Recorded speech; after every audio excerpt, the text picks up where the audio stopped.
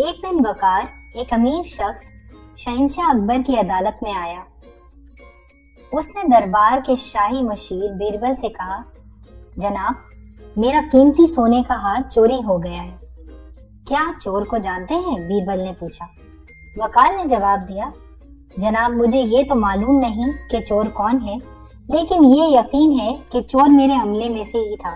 بیربل نے کہا، ٹھیک ہے، میں کل آپ کے گھر تفتیش کرنے آؤں گا، آپ کا تمام عملہ موجود ہونا چاہیے۔ اگلے دن بیربل وقار کے گھر گیا۔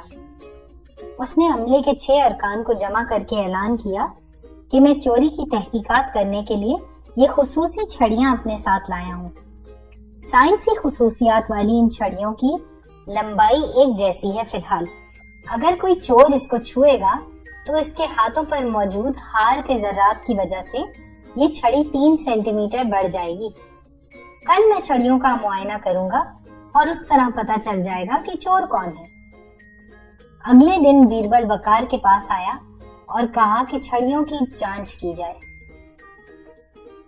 جب وقار نے ان کی جانچ کی تو بولا، یہ تو عجیب بات ہے، ان میں سے کوئی بھی چھڑی نہیں بڑی، لیکن اس ملازم کی چھڑی اصل سے 3 سینٹی میٹر چھوٹی ہو گئی۔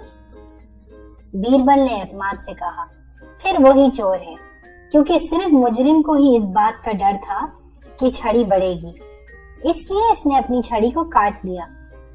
وہ سمجھا کہ چھڑی کاٹنے سے وہ پکڑا نہیں جائے گا۔